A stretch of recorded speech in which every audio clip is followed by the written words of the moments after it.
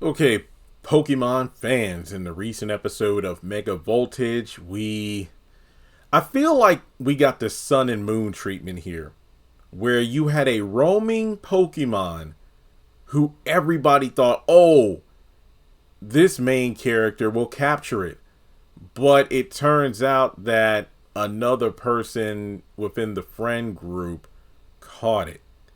Now, when it comes to Sun and Moon, that was the Eevee with the hair that or fur that grew out. Well, is it hair or fur? I mean, technically it's fur, but yeah, basically it was the Eevee with the hair covering its eyes, and everybody's like, "Oh, Ash is finally going to capture an Eevee," but no, it was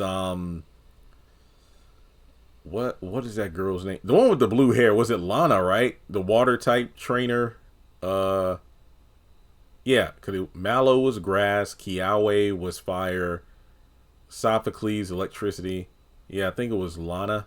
Yeah. The girl who liked to fish. Yeah, she was the one that captured Eevee, yet it never evolved. I mean, I don't believe they ever showed it evolving. Even if they did, obviously she would get a water stone and turn it into a Vaporeon. But no, I think we saw the Eevee when Ash went to Alola a few times in Journeys. I could be wrong. It's just I don't remember. But yeah, I remember, fans were pissed off about that.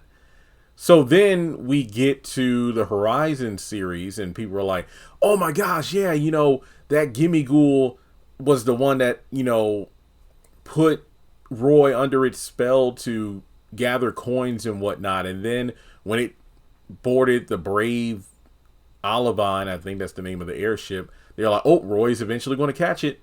But no, turns out in this recent episode, Dot caught it, and a lot of people speculated that based on the promo for this episode, because it seemed to show a lot of scenes of Dot and this wild Gimmighoul. And a Goldango we saw surfing in the promo, and it's like, wait a minute, is it going to evolve in this episode?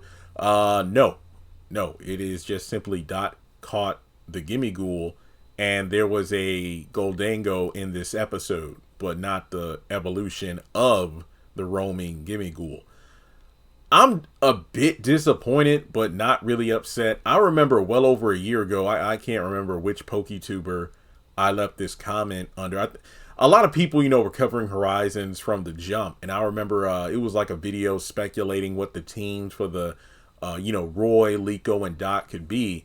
And I remember saying, okay, well, she has the Quaxley, and she's a streamer. She's Nido-Thing. And I think about Quaxley.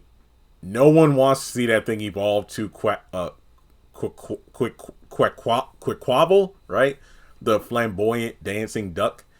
And I'm like, well, I guess it kind of makes sense. Dancing is very popular, and there are videos of people dancing that gets a lot of views. And then she eventually got the Tink-a-Tink, and I'm like, I'm not really sure how that relates to streaming, but hey, eventually Tinka-Ton with the giant hammer. I think about those videos of people like, taking tools and smashing stuff, I guess. Very loud. And then you have I left in the comment section Goldango. I'm like, it makes sense because I'm a YouTuber and I know people out there on social media with much larger platforms make a lot of money. And you have a Gimmighoul, which is a creature centered around coins, and its evolution is all about that money. So I'm like, hey, Dot, Nido-Thing, I could see becoming even bigger of a streamer as the series goes on. And what better way to represent than that money.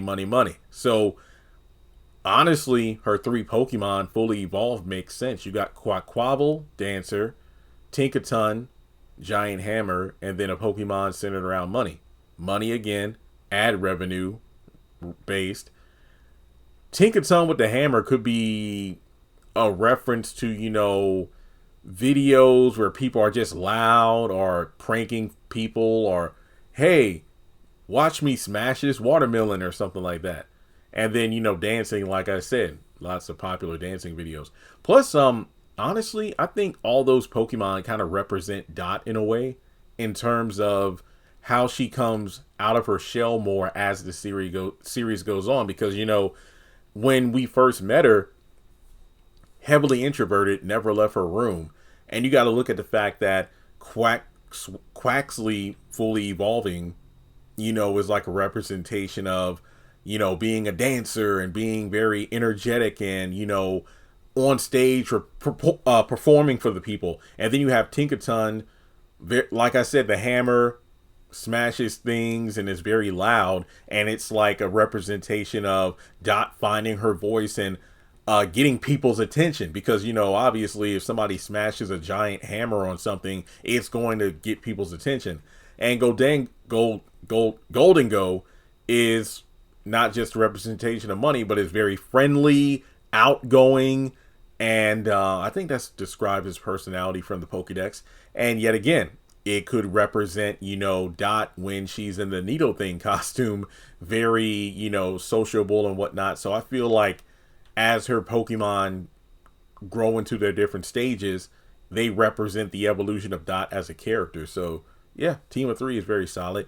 And, you know, initially I didn't know if Roy would catch it, because I'm like, well, he already has a steel type being Lucario, which is shiny, so he has a yellow/golden steel type on his team already. But I'm like, well, he does have Kilowattrel, and he's the caretaker for Captain Pikachu right now. That's 2 electric types.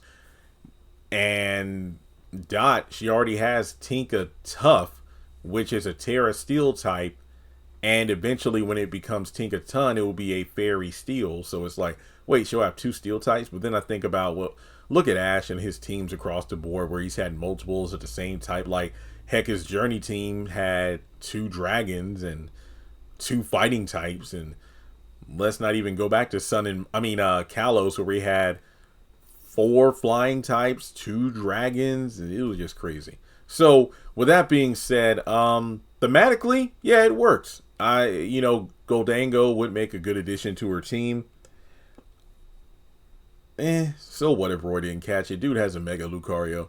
And that's all I have. Let me know your thoughts on Dot capturing this Pokemon instead of Roy. Like and subscribe. And do you think these trainers will get more than... Well, actually, because hang on. Liko has 4, right? Meowscarada, I forgot. Hatterene? Hatterene is the final form, right? Hatenna is the first form. I can't remember the name of the second one. Then she has Charcadet, which she just caught, and then Tarabago, so that's 4. Roy has Pikachu, Lucario, Kilowattrel, Crocolore. That's 4. So Dot has 3. Tinkatuff, Gimmighoul, and Quackaball. So yeah, she'll possibly get a 4th Pokemon in the future. So what do you think her 4th Pokemon will eventually be? And that's all I have. Again, like and subscribe, and I'll catch you in the next video.